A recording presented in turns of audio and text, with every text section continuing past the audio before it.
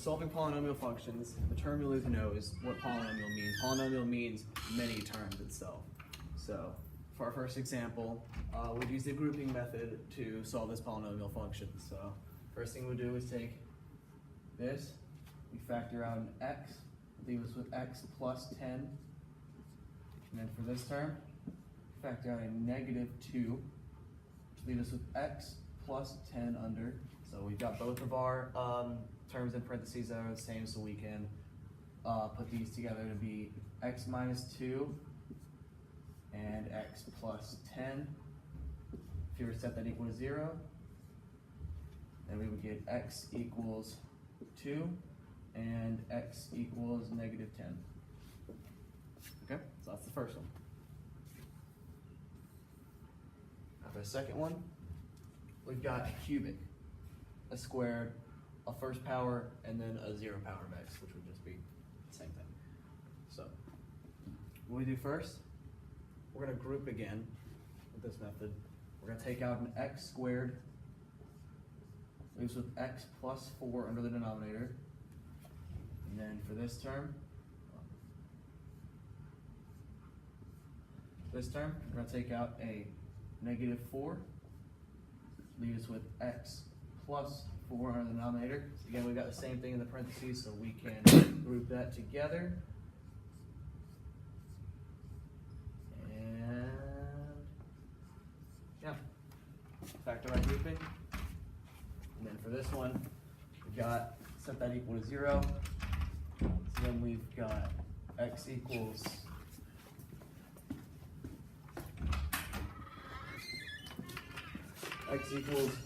negative 4, and this one x squared minus 4 equals 0, plus 4, x squared equals 4. Square root both sides to get rid of it and make x by itself, and you would get x equals 2. That's how you would solve that one. Now B, would you like to show us how to do the diamond box method for this one? Yes, I would. Alright. In our second method, we're going to use the diamond and box form to solve polynomial functions. So our first step for the diamond box is to bring over the 26, because we have to get all terms on one side.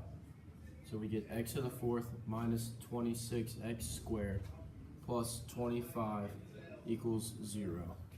And then our next step, we're going to find terms that multiply to give you this and add to give you that.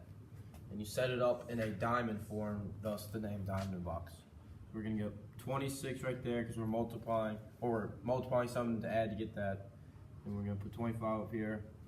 And negative 25 and negative 1 multiply to give you 25 and add to give you negative 26. All right, our next step is going to be translating this over to the box. So we'll draw our box. It's 4 squares. And then we're going to do negative x squared right here. And then we're going to put our a value in the top corner. So x to the 4th. And we're going to put our second one right here, negative 25x squared.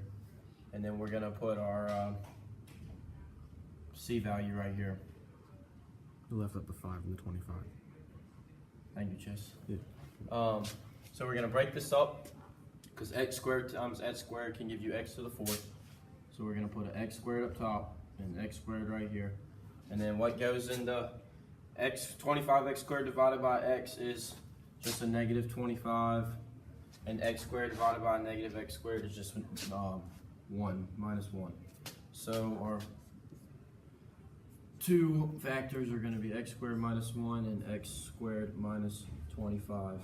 Now this is not solved, this is only factored, so we're going to make it equal to 0 to solve completely. So x squared minus 1 equals 0, plus 1, x squared equals 1, x, square root both sides, and then x will equal 1. So there's our first one.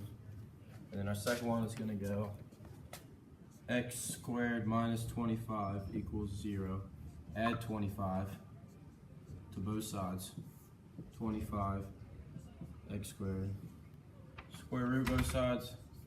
x equals 5.